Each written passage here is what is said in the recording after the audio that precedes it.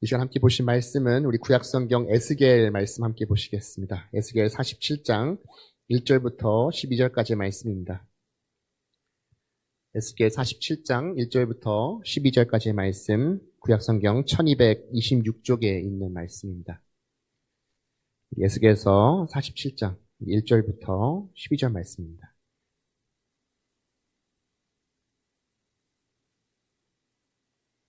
(47장) 1절부터 12절 말씀까지 우리 한 절씩 교독하면서 함께 읽겠습니다. 그가 나를 데리고 성전 문에 이르시니 성전의 앞면이 동쪽을 향하였는데 그 문지방 밑에서 물이 나와 동쪽으로 흐르다가 성전 오른쪽 제단 남쪽으로 흘러내리더라. 그가 또 나를 데리고 북문으로 나가서 바깥길로 꺾여 동쪽을 향한 바깥문에 이르시기로 본즉 물이 그 오른쪽에서 스며 나오더라. 그 사람이 손에 줄을 잡고 동쪽으로 나아가며 천척을 측량한 후에 내게 그 물을 건너게 하시니 물이 발목에 오르더니 다시 천척을 측량하고 내게 물을 건너게 하시니 물이 무릎에 오르고 다시 천척을 측량하고 내게 물을 건너게 하시니 물이 허리에 오르고 다시 천척을 측량하시니 물이 내가 건너지 못할 강이 된지라. 그 물이 가득하여 헤엄칠 만한 물이요 사람이 능히 건너지 못할 강이더라. 그가 내게 이르시되 인자야 내가 이것을 보았느냐 하시고 나를 인도하여 강가로 돌아가게 하시기로. 내가 돌아가니 강 좌우편에 나무가 심이 많더라. 그가 내게 이르시되 이 물이 동쪽으로 향하여 흘러 아라바로 내려가서 바다에 이르니 이 흘러내리는 물로 그 바다의 물이 되살아나리라. 이 강물이 이르는 곳마다 번성하는 모든 생물이 살고 또 고기가 심이 많으리니 이 물이 흘러 들어가므로 바닷물이 살아나겠고 이 강이 이르는 각처의 모든 것이 살아날 것이며 또 이 강가에 어부가 설 것이니 엔게데에서부터 에네겔라임까지 그물 치는 곳이 될 것이라. 그 고기가 각기 종류를 따라 큰 바다의 고기같이 심이 많으려니와 그 진펄과 개펄은 되살아나지 못하고 소금 땅이 될 것이며. 함께 읽겠습니다. 강 좌우가에는 각종 먹을 과실나무가 자라서 그 잎이 시들지 아니하며 열매가 끊이지 아니하고 달마다 새 열매를 맺으리니 그 물이 성소를 통하여 나옴이라. 그 열매는 먹을 만한 거고 그 잎사귀는 약재료가 되리라. 아멘. 네, 오늘도 이 시간 나온 우리 모두에게 하나님의 크신 은혜와 또 평강이 있기를 간절히 소망합니다. 우리가 요즘에 살아가고 있는 이 시대의 모습들을 보면 어떤가요? 경제 모습도 참 불안한 모습들도 많고 정치적으로도 늘 갈등은 늘 있는 것 같습니다. 이 전쟁은 끝날 것 같은 전쟁도 계속해서 길어지고 있는 것 같고 또 신앙의 모습도 보게 되면은 점점 이 믿음의 사람들이 점점 이 믿음의 모습들을 붙잡고 나가는 것이 연약해지는 모습들이 있지 않을까라는 생각들도 하게 됩니다. 그래서 저 역시도 자녀들을 키울 때 더 이 시대 가운데서 이 아이들을 더 믿음 속에서 키워야 된다라는 그 마음이 항상 제 마음바깥에 있는 것 같습니다. 오늘 우리가 함께 봤었던 이 에스겔이 살고 있었던 그 시대 역시 어쩌면 이 에스겔에 있어서는 참 절망의 시대였다라고도 우리가 볼 수 있습니다. 나라가 지배당하고 그는 포로로 잡혀와 있는 신앙 그런 모습 가운데 있습니다.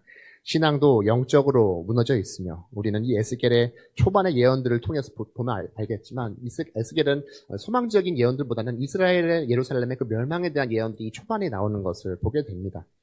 하지만 오늘 이 에스겔서가 마무리되고 있는 이 47장 이후 이 전부터의 말씀들을 보게 되면은 이 마무리되고 있는 이 뒷부분에 보게 되면은 처음에는 분명히 에스겔서가 절망적인 이야기로 시작이 되었겠지만 이 끝나는 이 부분 속에서는 소망의 이야기를 저희들에게 하고 있다라는 것을 발견할 수 있습니다.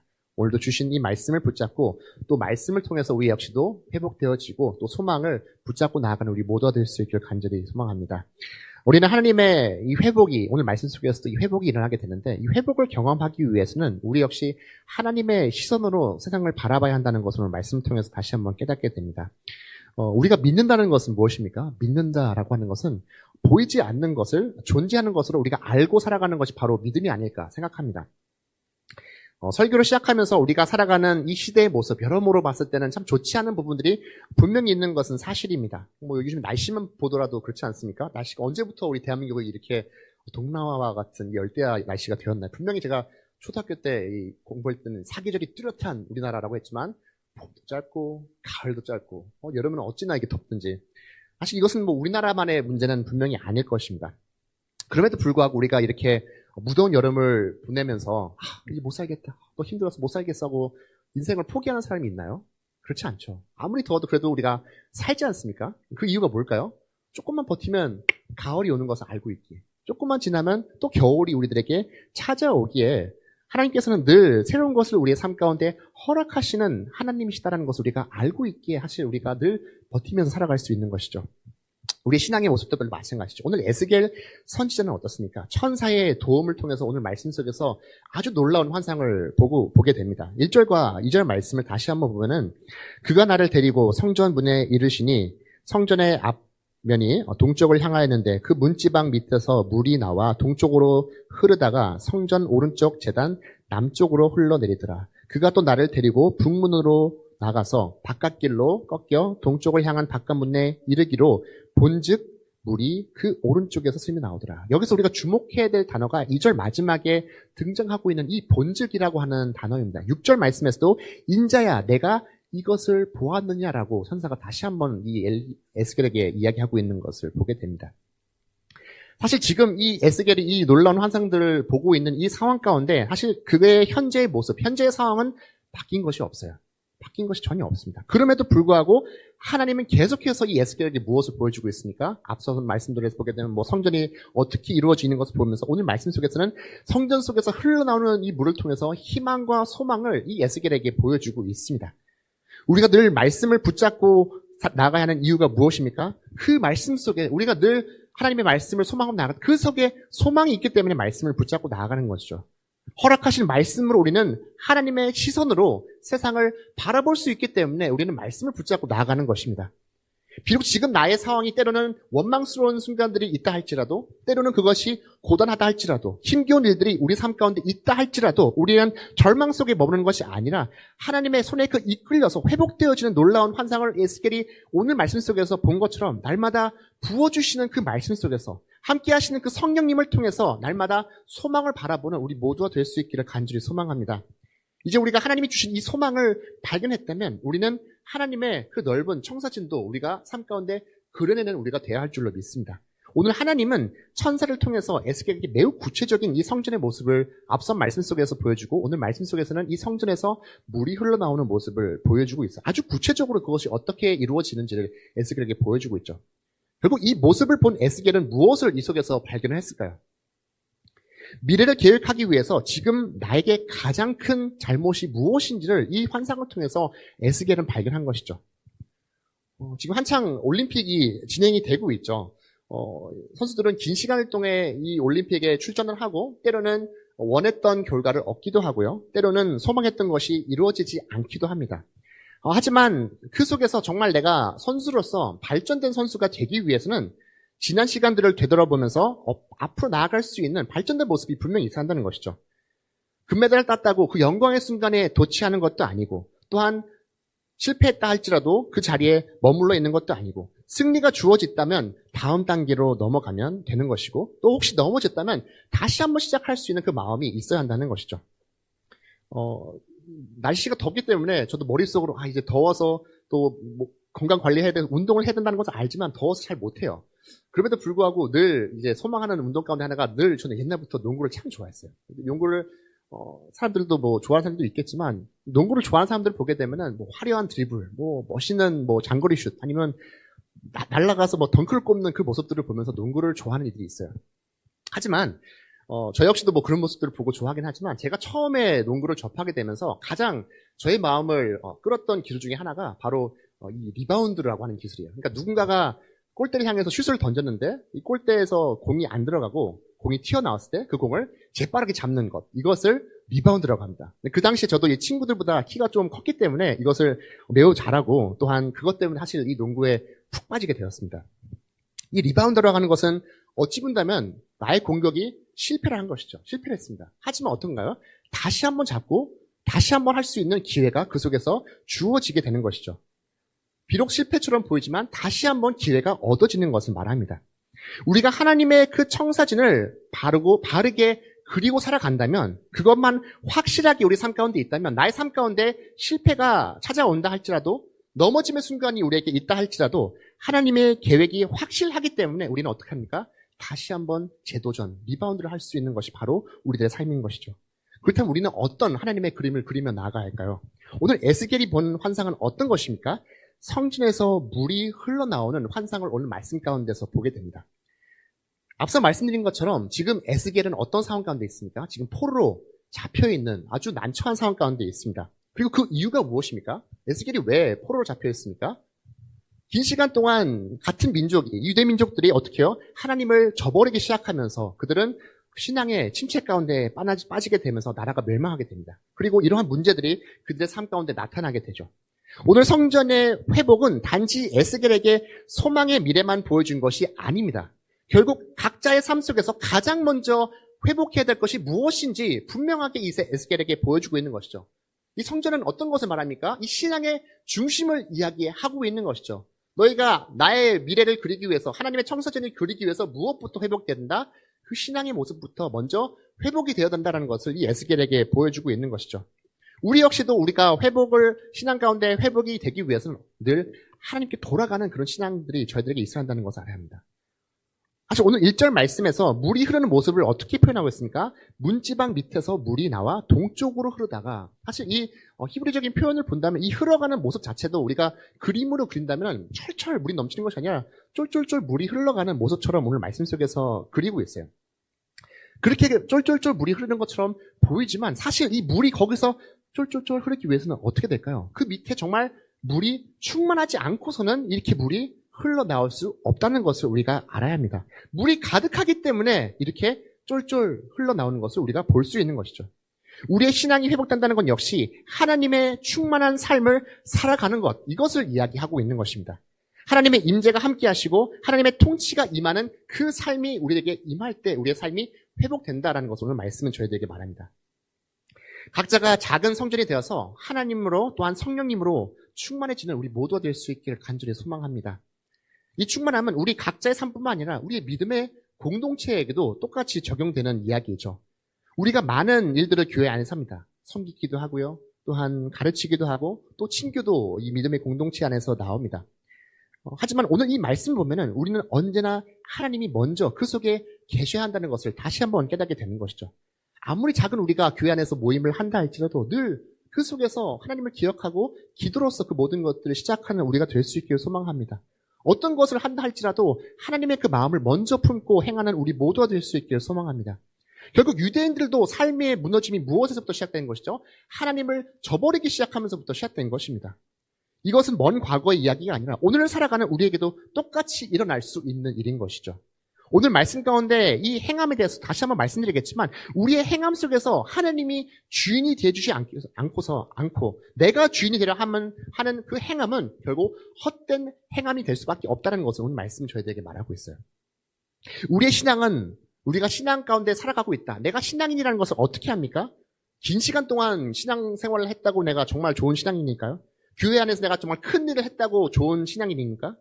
오히려 작은 일이다 할지라도 진실된 마음을 가지고 하나님께 드리는 것, 하나님을 주인 삼아서 행하는 일이라면 그것이야말로 건강한 신앙인의 모습인 줄 믿습니다.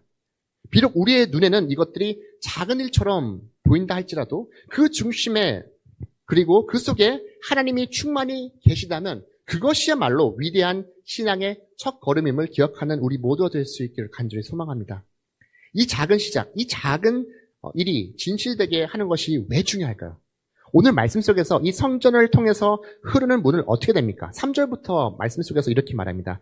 그 사람이 손에 줄을 잡고 동쪽으로 나아가며 천척을 측량한 후에 내게 그 물을 건너게 하시니 물이 발목에 이르더니 또한 다시 4절 말씀에 다시 천척을 측량하고 내게 물을 건너게 하시니 물이 어떻게? 무릎에 오르게 하고 다시 천척을 측량하고 내게 강을 건너게 하시니 이제는 어떻게 됩니까? 물이 허리에 오르고 마지막 5절 말씀에 다시 천척을 측량하니 물이 내가 건너지 못할 강이 된지라 그 물이 가득하여 헤엄칠 만한 물이요 사람이 능히 건너지 못할 강이더라라고 이야기를 하게 됩니다. 지금 성전 밖에 이제 흘러서 천척, 예를 들어서 한 450에서 한 500m 정도 가면서 계속해서 멀어질수록 이제 어떻게 됩니까? 이 강인 물이 차기 시작합니다. 처음에는 어떻게 합니까? 그것이 나의 발목으로, 다음에는 무릎으로, 다음에는 허리로, 다음에는 감당할 수 없는 만큼의 큰 강으로, 능히 건너지 못할 큰 강으로 이것이 변화되는 것으로 말씀 속에서 볼 수 있다는 것이죠. 먼저 우리 삶 속에서 발견되어지는 이 말씀 통해서 우리 삶 속에서 가득한 하나님의 은혜 역시도 이러하다라는 것을 우리가 알 수 있습니다. 점점 날마다 나의 삶 가운데 충만하신 그 하나님의 은혜가 또한 구원의 기쁨이 사그러지고 연약해지는 것이 아니라 나를 잡고 나의 중심이 되고 나의 삶을 뒤덮는 그 은혜가 되어야 된다는 것을 오늘 말씀을 통해서 다시 한번 깨닫는 우리 모두가 될 수 있길 소망합니다. 성경 인물들도 마찬가지죠. 삶 가운데 어려움이 왜 없습니까? 늘 어려움이 찾아오죠. 그럼에도 불구하고 그들은 어떻게 합니까? 그 속에서 함께 하시고 지켜주시는 하나님을 발견하고 그것이 그들의 신앙 고백이 되는 것을 우리가 성경 속에서 발견할 수 있습니다. 우리의 미래, 우리의 삶은 어떻게 될지 우리는 아무도 알 수 없습니다. 하지만 나의 삶의 주인이신 하나님과 더 깊은 관계를 맺어가며 날마다 우리 삶 가운데 충만하신 그 하나님의 은혜를 누리는 우리 모두가 되어야 할 줄로 간절히 소망합니다. 우리의 삶 가운데 충만하신 그 하나님의 은혜와 함께 우리의 신앙의 걸음들 역시 오늘 말씀에서처럼 이렇게 나아지는 모습이 있어야 한다는 것이죠. 사실 우리의 삶에 하나님의 은혜로 충만해지는 것처럼 우리의 삶도 그렇게 성숙해져야 합니다. 우리가 신앙을 회복하기 위해서 작은 믿음에서부터 시작하는 것처럼 우리의 작은 믿음의 시작은 믿음의 강가로 나중에 변화가 되는 것이죠. 이 변화는 무엇을 말합니까?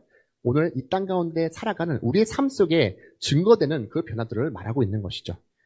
오늘 말씀 속에서 이 작은 물이 흘러서 강이 되어서 생명수가 되어서 이제 어떻게 됩니까? 8절 말씀부터 이 강을 통해서 세상이 변해가는 모습을 저희들에게 보여주고 있습니다. 8절 말씀부터 그가 내게 이르되 이 물이 동쪽으로 향하여 흘러 아라바로 내려가서 바다에 이르니 이 흘러내리는 물로 그 바다의 물이 되살아나리라.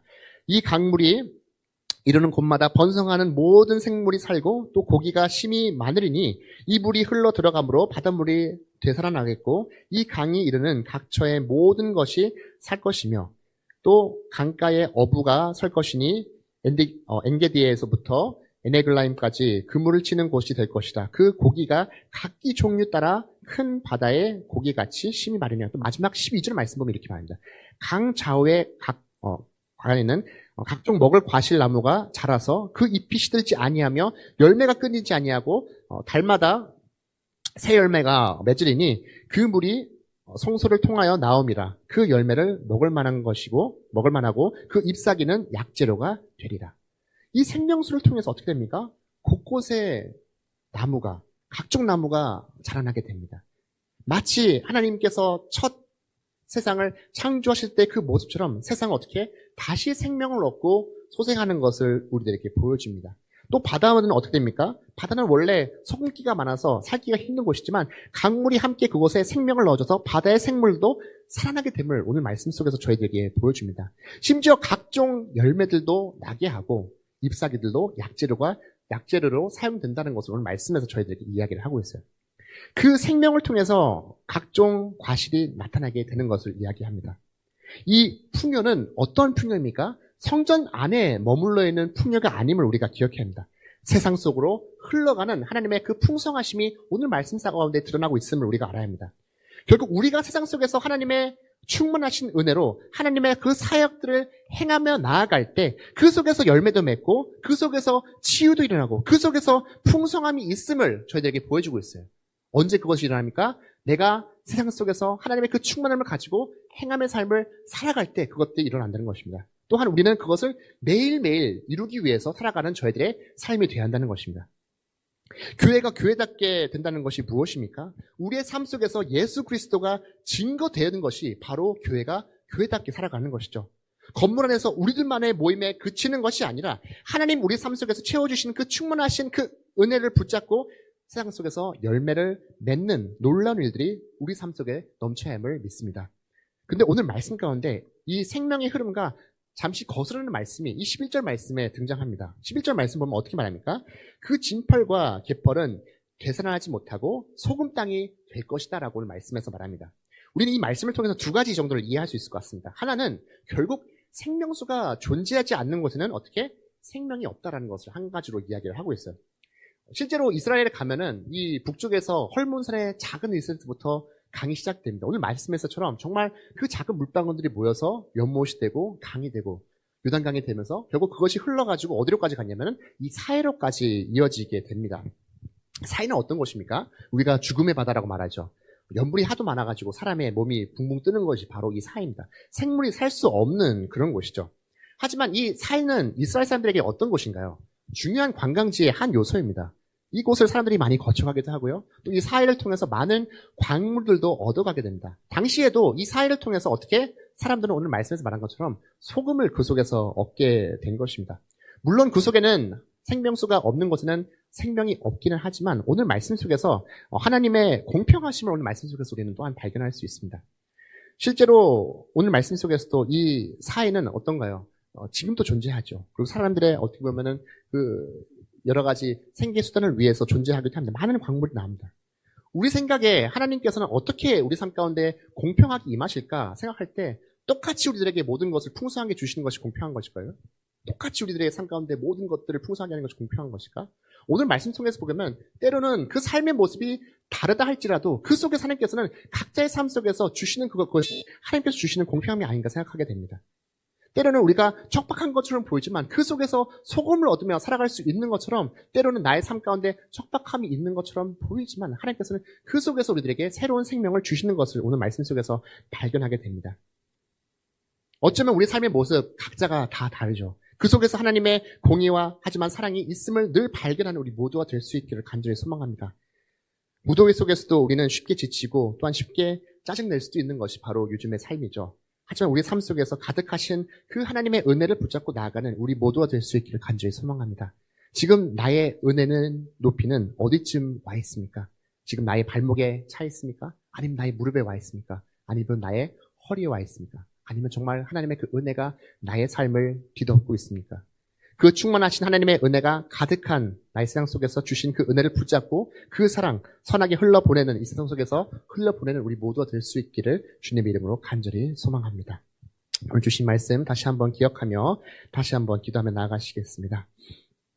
사랑과 은혜가 충만하신 하나님 아버지, 오늘 말씀을 다시 한번 붙잡고 나아가며 우리가 하나님의 그 시선으로 세상을 바라볼 수 있는 저희 되게 하여 주시옵소서. 이 세상 속에 살아갈 때에 하나님의 그 청사진을 가지고 다시 한번 내 삶 속에 무너져 있는 신앙의 모습들이 있다면 하나님, 나의 삶 가운데 충만하신 그 하나님을 붙잡고 다시 한번 나의 그 삶이 회복될 수 있는 놀라운 역사가 임할 수 있게 도와주시옵소서. 우리가 주님 앞에 온전히 서게 되었을 때, 온전히 주님을 붙잡고 나아갈 때, 완전하신 그 주님 안에 함께 하실 때 저희들의 삶이 다시 한번 새로워짐을 기억하는 저희 될 수 있게 도와주시옵고 그 주님을 통해서 날마다 소망을 붙잡고 나아가는 우리 모두가 될 수 있게 하여 주시옵소서. 우리 삶 가운데 충만하신 그 하나님의 은혜가 날마다 약해지고 얕아지는 것이 아니라 그 하나님의 은혜가 날마다 나의 삶을 뒤덮어 하나님의 그 은혜로 인하여 충만한 우리의 삶이 될 수 있게 도와주시옵고 이 은혜를 붙잡고 세상 속에 나아가 하나님의 그 사랑과 또한 긍휼과 은혜를 붙잡고 나아가며 또한 증거해 나아가는 복된 삶을 살아가는 우리 모두가 될 수 있도록 주님 함께하여 주시옵소서. 하나님 말하신 예수님 이름으로 기도합니다. 아멘.